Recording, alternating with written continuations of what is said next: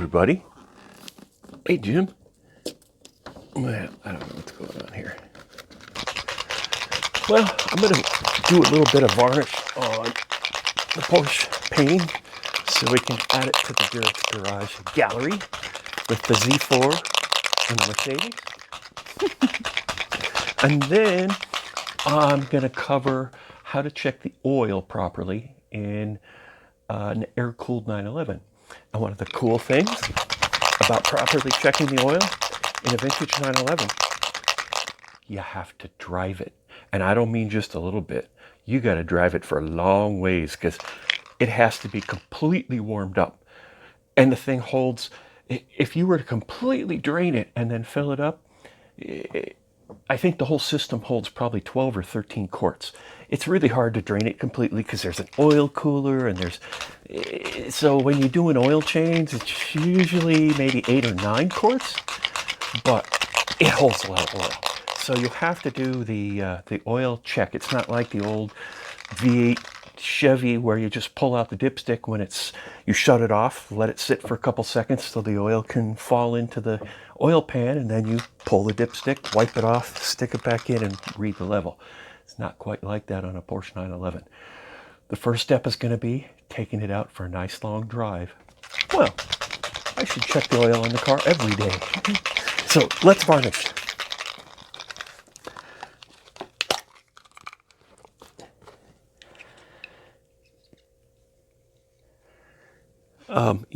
You should always wear a respirator when you're spraying this stuff.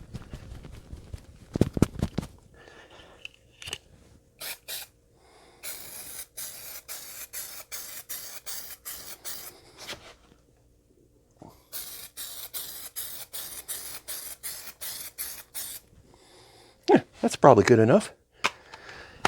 Sometimes I do more than one coat, but this is just sort of a silly painting. So I was going to show you guys the smog actual printout from the Porsche from yesterday, but I can't find it. I think Shannon's probably already filed it. She's good that way. The thing that was really close was it's called NO, nitrogen oxide. I'm not sure what that stands for. I guess I should have looked it up before talking about it. But the maximum allowable amount was like 982 parts per million. And the average measured amount for all cars tested was like 300 or something like that parts per billion or per million. And the Porsche measured, and I remember the maximum would be 982. If you get 983, you fail. And the Porsche measured like 970. So it was really close to failing, but it didn't. And now we get to go drive it. Yay! Okay, I'm gonna let our varnish dry, and let's go drive.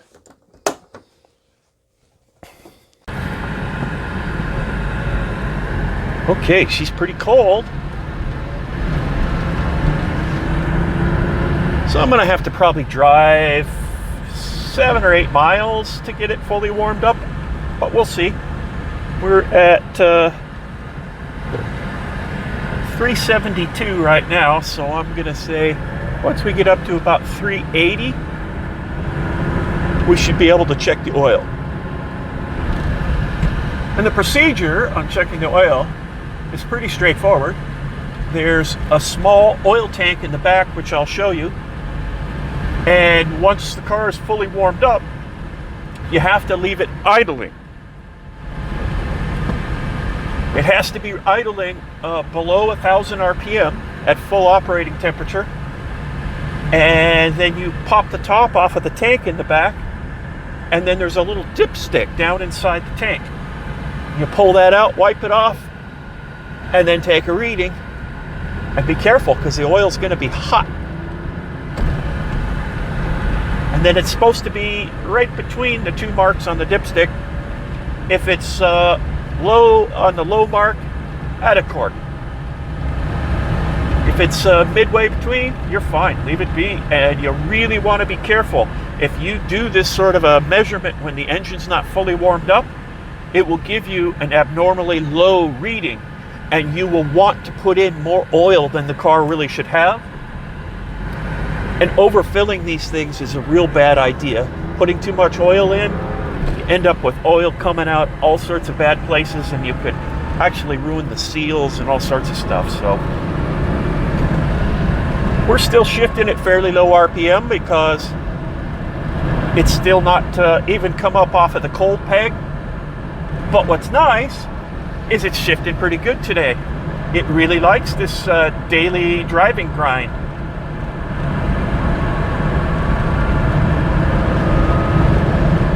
We're going to have Shannon start driving it to work. Not all the time, because it's not the best car to drive when it's really, really hot. It has air conditioning, and I have it on right now, and it does kind of work, but it's nothing like a modern air conditioning system. And out here in the west end of the San Fernando Valley in Southern California, the summers get real, real hot. We experienced just a little bit of that for our first heat wave last week. And I did get the parts I need for my misting system, and I'll be putting that in. I'm having a problem with my legs, so I'm a little bit hesitant to be pulling a job out of the hat that has a lot of ladder time. And the misting job, I'm going to have to be up and down a ladder a lot. So I'll probably do it in the next couple days while it's not too hot, but we'll have to see. I like driving this car an awful lot. I got a bunch more canvases yesterday, so I'm sure you're thrilled to hear that I'll be doing a lot more painting, because that doesn't require a ladder. I think I got, I was a little optimistic. I like buying supplies. So going to an art supply store I'm like a kid in a candy store. I think I bought 25 or 30 new blank canvases. There's going to be more painting. More will be added to the Garrett's Garage Gallery. Hey, maybe that's something I should do. I already have an Instagram called Garrett's Garage Gore. Maybe I need to start one called Garrett's Garage Gallery. Yeah, okay. Kick this thing in the rump a little bit. It's come up off the cold peg. And as soon as I kicked it a little bit in the rump, this car just jumps forth. It really, really likes it. And it's running so good right now, I can't believe it. What was I thinking letting this thing sit like I did? I think I only, in the last year, I bet I only put a couple hundred miles on this car in a year. And that's just criminal. And that was a lot of its problem. I think we're going to start being more daily driving with this. And I think it's going to be interesting to see how far it's going to go. Because I was considering it really on the ragged edge, where it was not something you would really want to drive too often, because it seems like it's just going to die any second. But now I've been romping it a little bit. It's not going to die any second. I really don't think so. Now watch it. It'll blow up during this drive. It doesn't seem like it's really going to. So maybe we actually will be able to get it up to 500,000 miles before it actually needs an overhaul. That would be interesting. It's got 396, 375.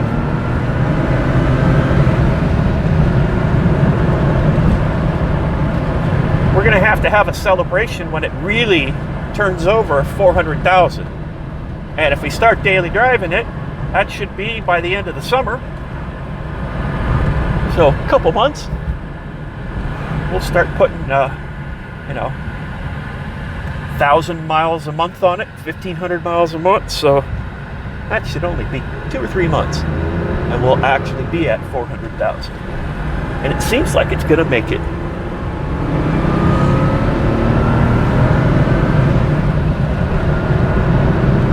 Once again, we're heading north, up through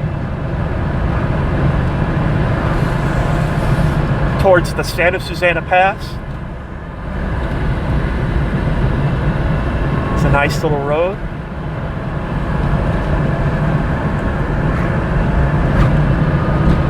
Got to be careful with these little cars, though. They'll bite you. I told you about the snap oversteer yesterday. No traction control, no nannies.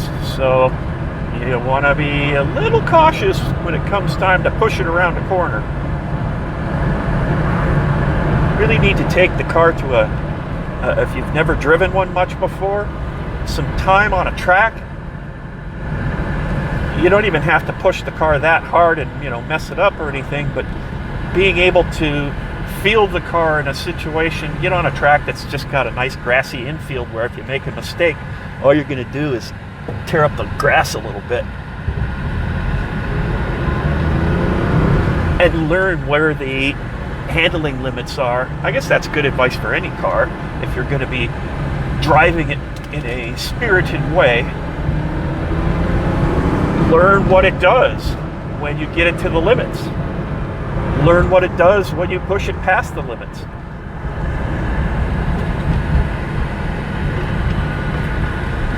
And then you'll know what you're getting yourself into when you start pushing it. So we pop the deck by pulling the little T-handle here.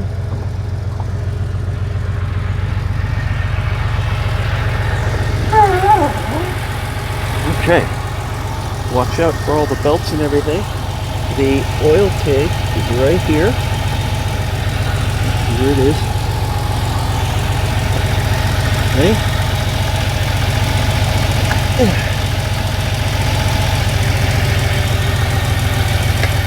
And the dipstick is right there.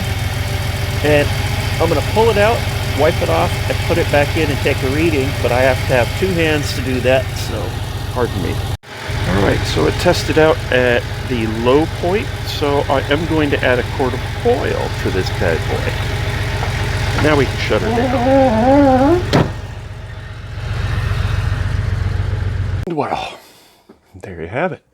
It's a quart low on oil, but because it holds so much oil, even if you're 2 quarts of oil low on that, it's not the end of the world.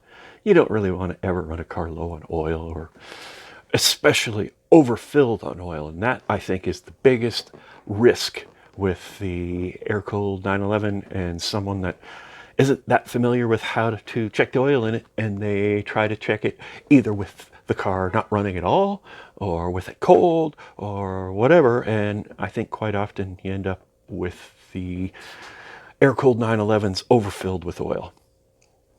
Bad, bad, bad, bad, bad. So that's how you do it.